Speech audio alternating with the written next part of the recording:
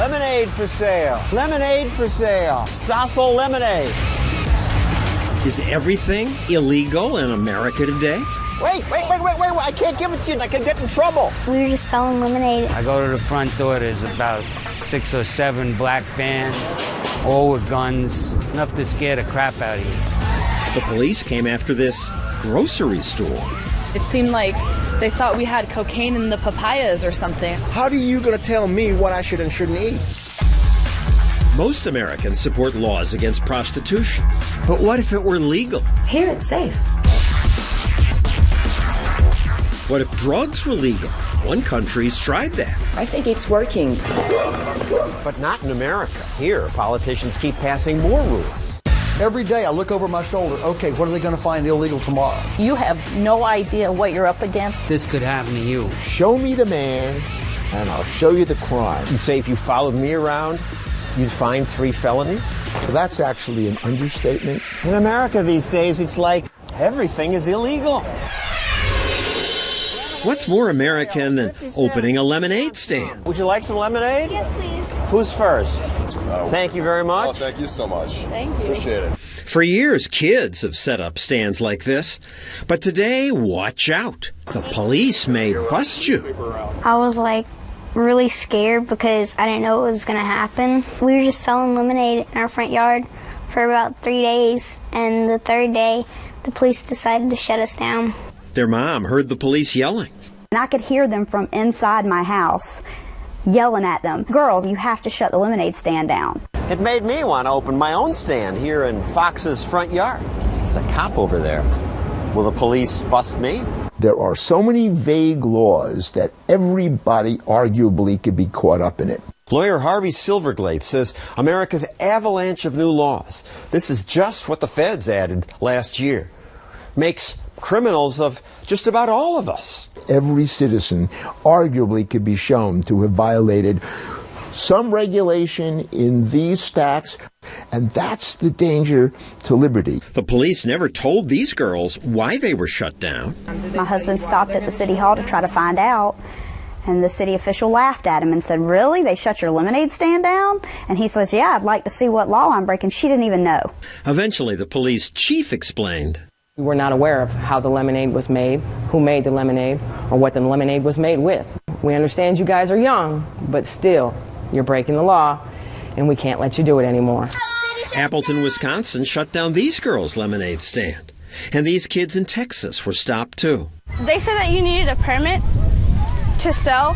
In Hazelwood, Illinois, Caitlin and Abigail Mills sold Girl Scout cookies from their own front yard. But then the city sent them a letter ordering them to stop. I looked at it and I was like, what? Cookies? Come on, it's Girl Scouts. All these people ran afoul of laws they didn't know existed and still don't understand. They're ununderstandable. Not only to people like you who are not lawyers, to people like me. I am a lawyer, and I can tell you, I don't. Incomprehensible to you. Incomprehensible to me. Even the police don't understand. She said the Roberts Kids Lemonade stand violated the law, but 2 officers the previous day bought lemonade from them and tipped them. In Scottsdale, Arizona, Dr. Reed Tarazi is accused of breaking the city's nuisance and property maintenance ordinance. His crime? This tree in his backyard. It's the wrong kind. They said if you don't remove the tree, you'll be fined $2,000 a day. Or I could face imprisonment for 6 months. You bought the house partly because of this tree. Yes. But it turned out this tree wasn't on the Planning and Development Services Department's list of approved trees. It's odd because there are a bunch of them in the area. And so you point this out to the authorities, and they say what? Let us know who they are, and we will cite them as well. In California, Stephanie and Chuck Fromm were fined for holding Bible studies in their home. Need a conditional use permit, CUP, to hold meetings. Okay, and that's tricky. It goes down this road of traffic studies, earthquake studies, land studies. This can be tens of thousands of dollars. You then ask them how many people make for a meeting. And the code enforcer and his boss that was there from the planning department said more than 3. And you have more than 3 kids. I have 5. Famous people accused of breaking the law can fight zealous prosecutors. They can afford the expensive lawyers who often get them reduced sentences or acquittal.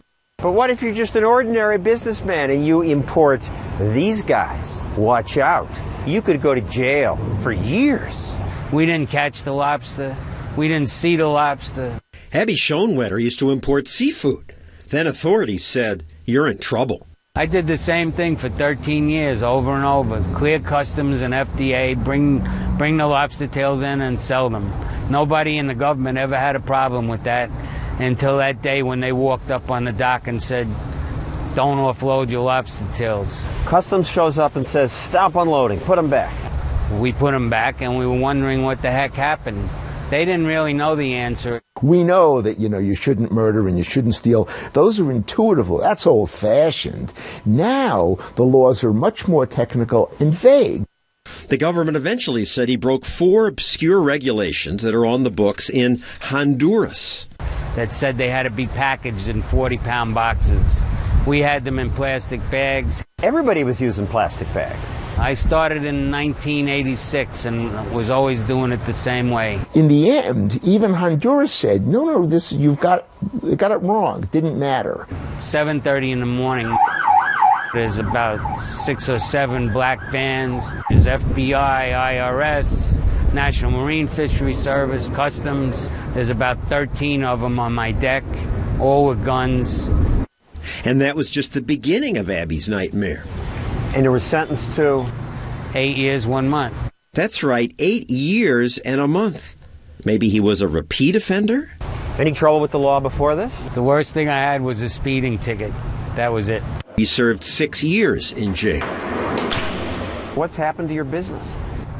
I went broke. What's happened to your family?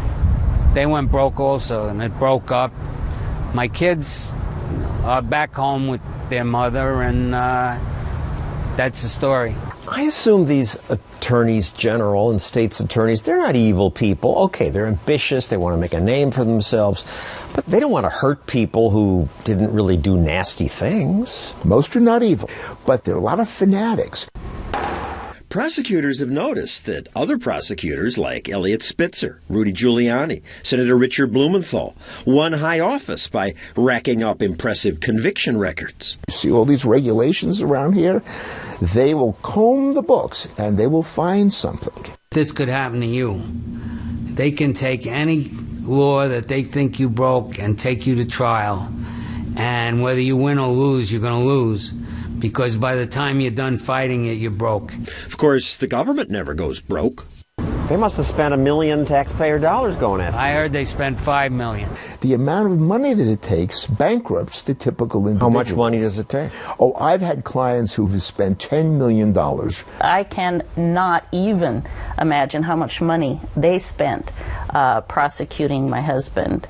The feds tried Jill Barron's husband, Jack, and lost. But instead of apologizing for getting it wrong, they now threaten to fine him $37,000 a day. What terrible crime did the government say Jack and Jill committed? Trying to build a house on their own property. The county gave you permission to build Yes, a house. they did. And they inspected the foundation and approved it. So you started to build. Mm-hmm. But a government-owned drainage ditch nearby was clogged with logs, so Jack asked the government to fix it. They told my husband, we are backed up 6 months. If you can clean the ditch, go ahead and do it. So he used his backhoe. He removed huge logs out of this ditch. The water poured off the land, and we were cited 1 felony for cleaning the ditch. What? A felony charge. It gave the property the appearance of being a wetlands. The state government floods your property, and then the federal government comes and charges you with felonies for building on a wetland. And it clearly isn't a wetland. Jack is digging a well here. He had to go deep down. He wasn't finding water. He was down about 8 feet, could not find a water table. I should repeat, a jury cleared Jack of all charges. And we won. But after we were home for a month maybe, the Army Corps of Engineers and the EPA sent us another letter saying how nice for you that you won in the criminal court, but we still feel it's a wetlands, and the decision made by the jury did not matter to them. And if you don't get off the property, we're going to find you civil. What does that mean? $37,500 a day. They've had to sell their home. Now they live in a modified trailer. So this has already almost taken everything you have. Well, yeah, or I wouldn't live like that. And their life savings? We'll be bankrupt, obviously. You have no idea what you're up against. You don't know the power that is the EPA. They have all the time and resources in the world. It's an implacable foe with unlimited budget, and they wear you down. They just come in and ruin lives. And so our government, that's supposed to be by the people, for the people, sometimes is against the people. Up next, why I had to do this. Wait, stop! Don't drink it! Wait, I can't give it to you. Don't drink it!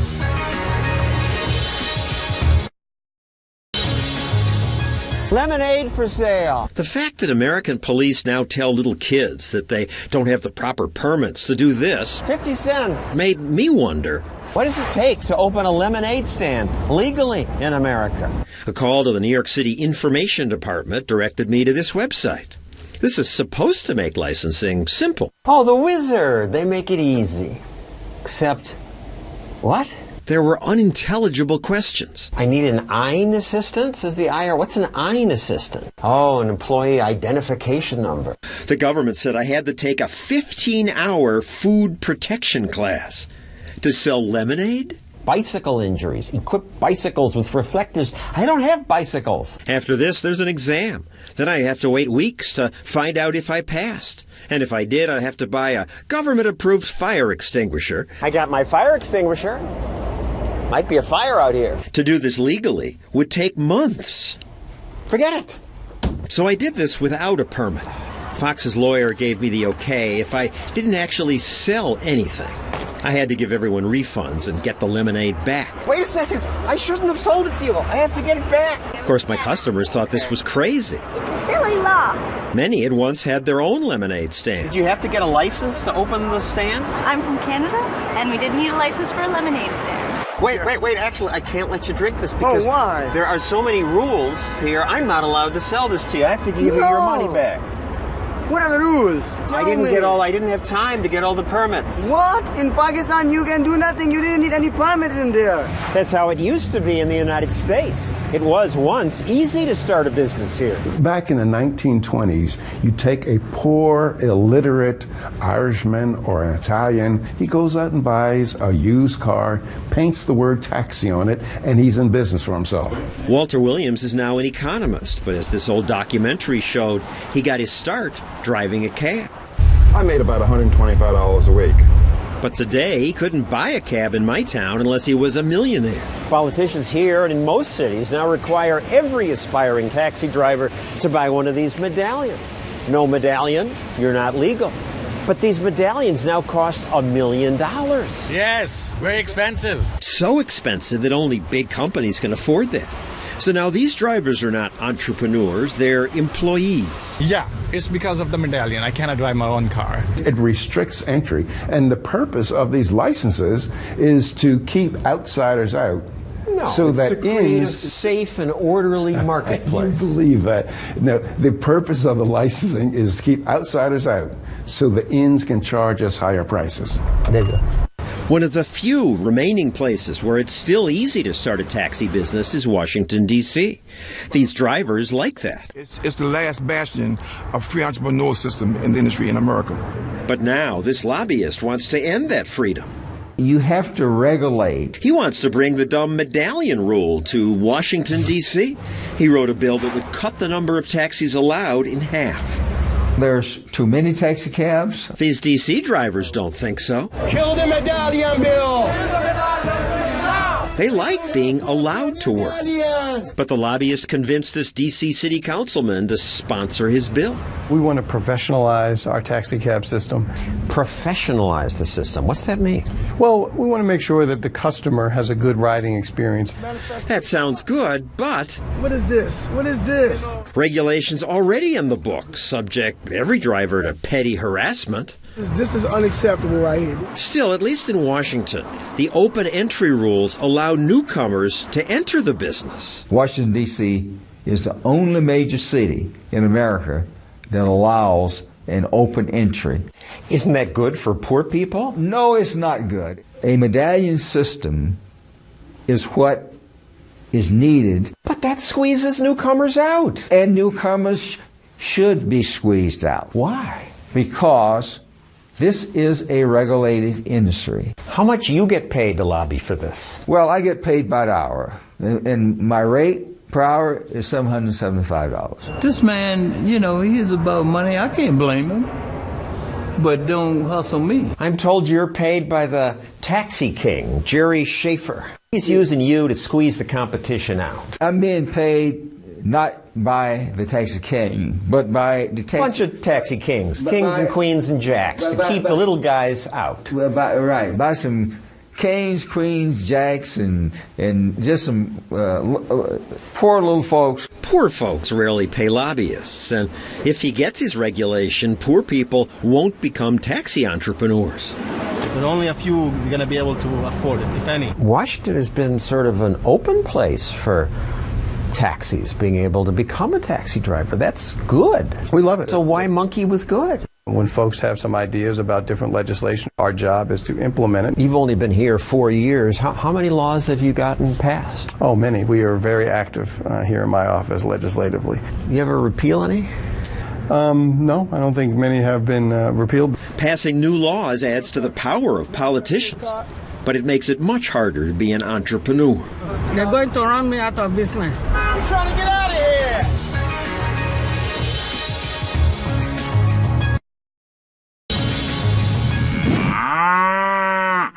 Who decides what you eat? You? Turns out, no. Some towns banned Happy Meals. One banned all new fast food restaurants. My town's mayor wants to limit the salt I can eat. And if you sell certain things that the food police disapprove of, you better watch out. There was a loud banging on the back gate. And I said, what's going on? He goes, we have a warrant to search the premises. Not long ago, federal and state officials raided Rawsome Foods, a food co-op in Los Angeles. They started walking around. They drew their guns, and I'm like, why are you drawing guns? They searched me. It seemed like they thought we had cocaine in the papayas or something. Their crime was selling milk that hadn't been pasteurized. They just went into our freezer and they just took gallons and cheeses and whatever they wanted. A year later, the government raided again. They also raided Sharon Palmer's farm, which supplies Rawsome with its natural food. These people come and invade, ripped my house apart. They took me down to the county jail, booked me, photographed me like a criminal. Palmer and Rawsome's owners were charged with 6 felonies. They could go to jail, all because health officials say raw milk can be downright dangerous. It can. Unpasteurized means the milk hasn't been heated to kill the bacteria like salmonella that can give you stomach aches or kill you. But raw food buyers say things like this. It's pure and healthy and makes me feel good. Oh, please, that's ridiculous. But don't free people have a right to be ridiculous? The hell? This is America. How are you going to tell me what I should and shouldn't eat? Right. I eat lots of Dove bars. These aren't good for me. I also eat chicken. The CDC says because people don't wash chicken properly, bacteria in it causes lots of illness and many deaths. But we don't ban chicken. When the government gets between my lips and my throat, I call that an invasion of privacy. Joel Salatin's one of those back-to-the-earth foodies. Hey, pig. Why do you want to drink raw milk? Because I want to. I think it's healthier and it's good for me, and I've drunk it all my life, sometimes legally, sometimes illegally. Most states ban the sale of raw milk, just as they ban unlicensed lemonade stands. Wait, I can't give it to you. Don't drink it. I can get in trouble. Although my lawyer told me that if no one drinks it, I have to get it back. And I don't make any money, then this is probably legal. You're silly. That indicates this whole societal prejudice against terrible business people. You know, anyone who's in business is a cheater, a villain. The CDC says hundreds of people have gotten sick from raw milk. More than that have drowned in backyard swimming pools. I think we should fill in all the backyard swimming pools and outlaw them. Life is risky. You can die from it. I mean, ultimately, you and I should be able to choose our risk. I mean, I think eating Cocoa Puffs and eating Twinkies and drinking Mountain Dew is risky. But I'm not asking for a government to tell you that you can't do it. For 30 years, Salatin's farmed 500 acres in Virginia. Hey, turkeys. And he's seen government pass more and more rules. Every day I look over my shoulder, okay, what are they going to find illegal tomorrow? Salatin would like to slaughter his own animals to sell to his neighbors. But as with raw milk, it's only legal if he doesn't make money. You can go into the woods and shoot a deer, put it prominently on the hood of your blazer like an ornament, take it around town in the afternoon sun for a couple of hours, and then take it home, string it up in a tree until you skin it out, cut it up, and feed it to your children. And that's being a great American. But if I take one lamb or one pig and get all the neighbors together and we have a community killing like they used to do, and one neighbor pays me a penny, I'm a criminal. It's logical to think we need government to protect us. If that is what you think, that's fine. Go ask for government protection. But allow my customers and me who don't have faith in the government, let us opt out. Hey, pigs. Basic food freedom of choice should be as important as the freedom to worship, speak, or own a gun. What you doing, pigs? What about the freedom to record public officials doing public work? I'm a reporter. Coming up. Well, you going to jail? In America these days, you never know what's legal. You're going away. You're going to be arrested for trespassing. I did nothing. But can police legally arrest you just for filming the authorities? That's next. Our government adds thousands of new laws every year. The feds alone added 80,000 pages of new regulations just last year. Add in state and local laws, and we're drowning in rules. So just disobeying one of these could lead to the police locking me up. So given that the police have the power to lock me up or shoot me, it's important that we be able to keep an eye on them. Fortunately, that's easier today because even our phones have cameras. And a camera is a powerful tool for, as the Romans said, watching the watchman. You're going away. You're going to be arrested for trespassing. I did nothing. The problem is that often the watchmen don't want to be watched. In Jones County, Mississippi, a highway patrolman told Pete Ayer, "Stop your RV." Pete's an activist who likes to videotape encounters with authorities. Yes, sir. Open that side door for me, man. Turn that camera off, dude. What's that? You filming? Yeah. Turn it off. How come? Are you filming me? Yes. Turn it off for me. He'd broken no traffic laws, but maybe the police were suspicious of shirtless, tattooed Pete and his big trailer with New Hampshire plates. Pete's friend filmed the encounter and said, "I would like to keep everybody accountable in this situation." Apparently this officer didn't like that. Okay. Another arrived and said, "I'm not shutting it off, officer." Well, you going to jail. Excuse me? The cops grabbed his camera and arrested him and his friends. They held us in jail, wouldn't let us make phone calls. After about 12 hours, the police let them go. They charged me with possession of a beer in a dry county because there was one unopened beer in the refrigerator of the RV. They had nothing else to stick on me. They couldn't charge him with filming the police because that's legal. And that's a good thing. Just outside my office, a cop claimed a bicyclist rode into him on purpose. But then this video turned up and showed that the officer was the aggressor. That cop was eventually fired. Maybe video like this is why some don't want to be filmed. You guys need something? This is my front yard. I'm just recording what you're doing. It's my right. Actually, not from the sidewalk. This is my yard. In Rochester, New York, when Emily Good heard police stopping a driver outside her house, she went out on her front lawn to film the encounter. One officer didn't like that. You're behind us officers when we're doing a traffic stop. I'm allowed to stand in my yard. We'll stand in your house. I'm allowed to stand in my yard. I'm going to stay in. I was in cotton pajamas. You could tell I was holding nothing. I don't think that there's any reason to feel threatened. All I have is a camera. I'm clearly wearing nothing. I have no weapons. It does not matter. You know what? You're going to go to jail. I'm observing what they're doing and they're arresting me. I don't understand what's going on. The officer took her to jail and charged her with obstructing governmental administration. I did nothing. I did nothing. I'm not doing it. I think that the young police officer is high on his power. High on his power is a little harsh. He's doing his job. No, it's not his job to take people, observers from their own property and put them in jail.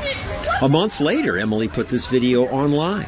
It was viewed thousands of times, and some viewers criticized the police. So you post the video on YouTube, and they come back. In uniform, 4 officers.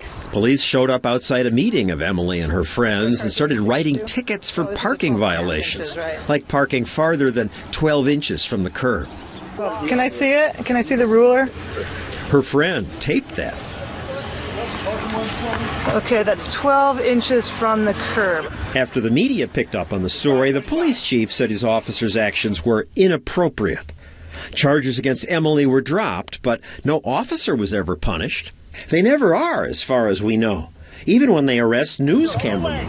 Go away now! Go away now! Phil Datz tried to film a police pursuit. All right, you're going away.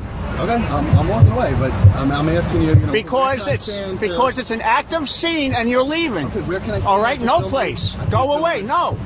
He went away. He moved across the street, but then the officer drove up to him there.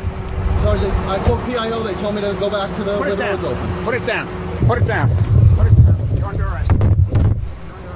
They charged Phil with obstructing government. Did you obstruct the government? Absolutely not. At the point I was arrested, I was probably 1,000 feet away from the officers. Charges were dropped, but again, the officer was never punished. None of the officers who arrested Pete, Emily, or Phil would talk to us, but the head of one police union sent us this written comment. He says this has become a serious safety issue. I'm afraid something terrible will happen. Well, the opposite is true, because if the officers are doing the right thing, the video is going to show that. True. This hijacker rammed a cop car. The officer shot the hijacker, killed him, and then was exonerated of murder because this video showed he'd acted in self-defense. Are you recording me right now? Yes. Some officers now understand that it's just part of the job to be filmed. If you're a police officer, what do you want to do? Make sure it's safe, right? Correct. Well, it should look good on YouTube either way. So let's give 3 cheers for Officer Matt Lyons of Oceanside, California. Make sure you get a good picture of me so you know exactly what I look like. It's refreshing to hear an officer welcome the camera. And remember, my name is Officer Lyons with the Oceanside Police Department. My badge number is 1093. God bless America. Coming up, should they have the freedom to sell sex? And should they have the freedom to get high? Legal drugs and sex work when we return.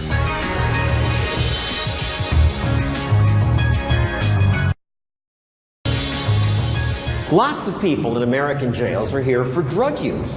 And that's ironic because the people who make the laws and enforce them, many of them admit they use drugs. Which of you are ready to admit to having used marijuana in the past? Senator Kerry, yes or no? Yeah. Yes. Edward? Yes. The audience applauds. And I didn't like it. And didn't inhale. I inhaled frequently. That was the point. Everyone laughs. Yet these same politicians oversee a system that does this. Drug raids like this one happen in America more than 100 times every day. Neil Franklin once led such raids. You've locked up hundreds of people for drugs? Absolutely, and have been responsible for thousands being arrested. You felt good about it? Yeah. We really thought these drugs made people evil. But 10 years ago, Franklin decided that drugs, even hard drugs, do much less harm to Americans than the drug war. Drugs can be and are in many cases problematic, but the policies that we have in place to prohibit their use are 10 times more problematic.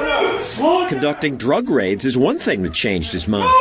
On this raid, a SWAT team broke into this family's house, shot their dog.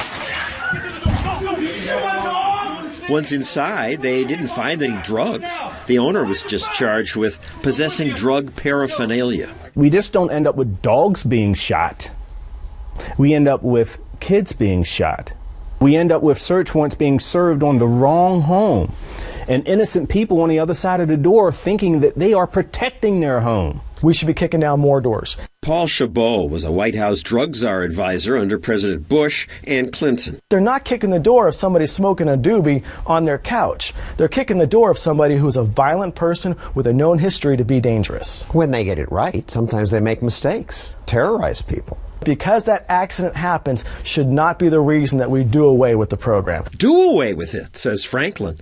It didn't stop drug use, but it created violence. Tens of thousands of people are dying. Not because they get high on drugs, but because when something's illegal, it's sold on the black market. And that causes crime. Drug dealers can't call the cops if someone tries to steal their supply, so they arm themselves to the teeth and form gangs. We have the violence of these gangs competing for market share, and people get hurt. Especially kids. Drug gangs constantly look for new recruits. Some of these gangs have better recruitment programs than Fortune 500 companies. They know what to say to kids. He demonstrated how they recruit kids. Check this out. Look what I got on my feet, man. Wouldn't you like a pair of these? Just run right over there to Foot Locker, get yourself a pair. When you get up there, come back and show me them, man. Okay, kid comes back, man, they looking good, man. Wouldn't you like to be able to buy a pair of them every week? Man, if you hang out with me, this is what you could be. You could have this. A few days later, the dealer sees the kid again. What, you dissing me or what, man? You know you owe me. Well, you offered me sneakers. You got my $120? Oh, you don't? Okay, well, here's what you got to do. You hold this for me. That's all you got to do for me, all right? Just stand here. Just stand here and let me know when 5-0 comes, and you'll get to keep the sneakers. I got you. And if drugs were legal, people assume there would be more of that. No, so you don't understand. It is the policy of prohibition that causes that environment. And we don't have these kids on the corner, you know, I got a fifth of Jack Daniels here for you. You want that? Jack Daniels is sold by businesses in safe, well-lit places.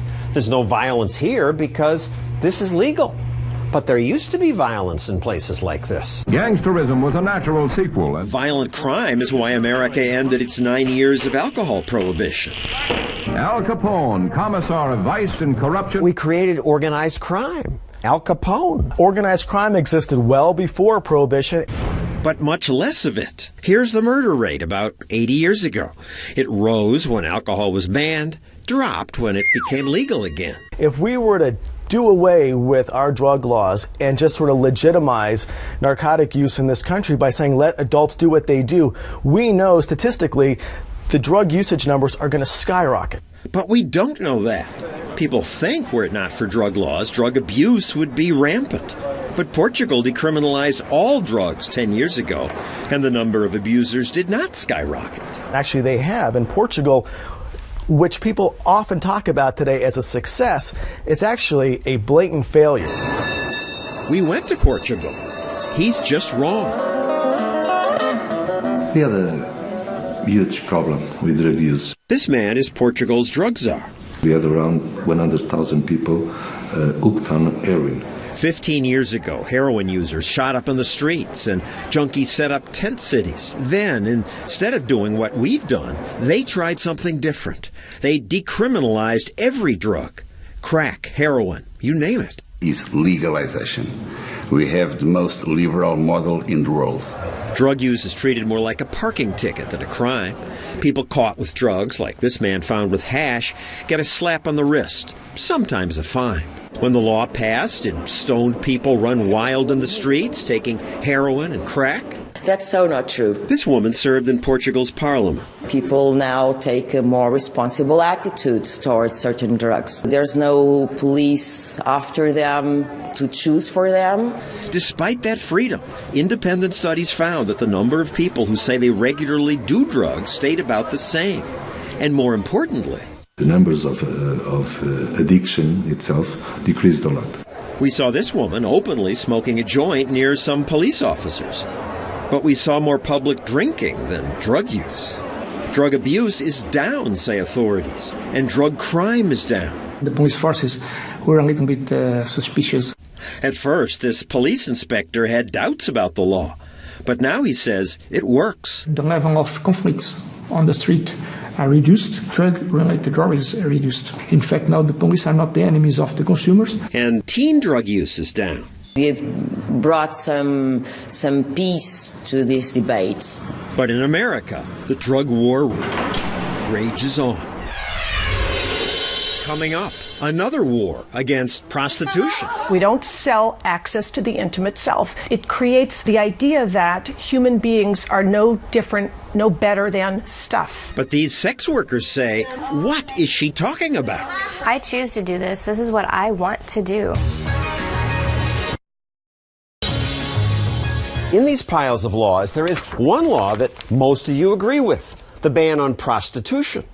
In America, sex is okay, money's okay, but sex for money, that's forbidden. 7 women arrested and charged with soliciting prostitution. Do you have anything to say, ma'am? The women hide their faces. TV reporters treat prostitution like most other crime. We got exclusive pictures as Vice cops set up a sting at a Center City hotel. Cops, posing as Johns, easily lured 5 women to the high-rise hotel, even using the yellow pages. Even using the yellow pages. Think about that. It wasn't at all difficult for the police to discover the lawbreakers. Heck, the yellow pages in my town have 15 pages of so-called escort services. Sex work is common. Police ignore 90% of it. Yet when they do make busts, the implication is that the police saved the prostitutes. Jail just may be the safest place these high-end hookers have ever been. Really? Jail is the safest place these hookers have ever been? I doubt that. More importantly, where sex work is legal, there's little danger. Here in Nevada, for example. Here it's safe. We have a problem, the sheriff comes. Brooke Taylor says sex work is like any other sales job. I mean, we are entrepreneurs. We are independent contractors, just like any other business. She works at the Bunny Ranch, one of 28 legal brothels in America. Dennis Hoff is her boss. You're a pimp. You're exploiting these women. I'm not a pimp. I have a license to do this. All right, you're a licensed pimp. 500 women choose to rent out their bodies at his brothel. Your claim you're having fun? Oh, yeah. Being bought? Sold? Oh, you have fun when you have sex, John? If we were being bought or sold, we'd be crying and kicking and screaming when the transaction happened. Are we doing that? No. But wait a second. Don't you feel demeaned? Not at all. The U.S. State Department calls the act of selling sex for money inherently demeaning. Sex is supposed to be spontaneous. According to whom? Who made the sex laws? It's just for money. Right, well, don't you model for money? It's the same thing. Sex is different. Sex is more intimate. But you're still showing your body or exploiting yourself. I choose to do this. This is what I want to do. I assume you have no other options. So you felt I have several options. Before I did this, I had a nice paying job. So why do you do this? Because I want to. These girls can go out on dates and give up sex, and it's fine. But if a guy leaves a $100 bill on the dresser, there's something wrong with that? Interesting question. It's not that complicated to appreciate why we don't want to legalize prostitution. I put it to former prosecutor Wendy Murphy. She's locked prostitutes up. We don't sell access to the intimate self. It creates the idea that human beings are no better than stuff. Slavery is against the Constitution. It has been for a long time. We find it But slavery is involuntary. That's force. Prostitution is very close to slavery. It's inconsistent with everything we know about what freedom means, to subject humans to market forces. What? She lost me there. Humans are subjected to market forces all the time. Ever see a fashion show? Or a professional sports draft? Or a boxing match? 2 men could beat each other's brains in a boxing ring legally. Why shouldn't these girls be able to have sex for money? Sex workers told us sex is just a job, one better than some others. The girl at McDonald's doesn't love making burgers. The guy at Dwayne Reed doesn't love stocking toilet paper. Cammie Parker dropped out of a prestigious college because she wanted to do sex work. If I don't like somebody, I don't have to be with them. opposite of slavery, I think. Nevada's got it right. Not all of Nevada. In Las Vegas, it's illegal. And they got lots of disease, lots of robberies, $2 million worth of property thefts reported last year. Prohibition does not work. If you want disease, if you want money going to criminals, then keep it illegal. By keeping this illegal, you kill people. People don't get AIDS tests. They're afraid to report crimes to the police. In Nevada, in parts where it's legal, there's no crime. Oh, please. You can't die of AIDS from prostitution if you can't engage in prostitution. You can't. But they do engage anyway, even when it's illegal. So people it's just underground. Okay, so people rob banks too. We can't that's regulate. Force stealing money from people. This is consensual. No, if Big difference. People will want to do things that are harmful to them. I wish you could talk to the women from the Bunny Ranch about this. And I'd be like, I can save you. I was glad she said that because the sex workers had stayed to listen to her comments. You guys are beautiful. Now they came forward to join the conversation. They work in a legal place. They say it's great. We like it. We like it. It's your own choice. If you want to do it, do it. And if you don't like it, then leave. I'm happy that you're happy. That's terrific. The fact that you are having a good time is not an excuse to ignore the harm. Tell me why it's so bad for me. Darling, it isn't about you. And you say we get our souls sucked. You. I have been nothing but happy. I believe that the majority of prostituted women suffer harm that is so serious, I would compromise your freedom to protect the majority of women. Absolutely. So you want to basically tell everybody in the world what they can and can't do with their own bodies and take away everybody's freedom of choice. I would like to live in a world where people didn't hurt each other. You should be ashamed of yourself. The Senate Majority Leader agrees. The time has come to outlaw prostitution. Americans are nowhere close to accepting what you do. Because it's sex. Relax, it's just sex, America. Even if you support the laws against sex work or drug use, do we need all these laws? So many that no one understands them? So many that even the government admits it can't count them all? No! Let's get rid of some of these laws. That's our show for tonight.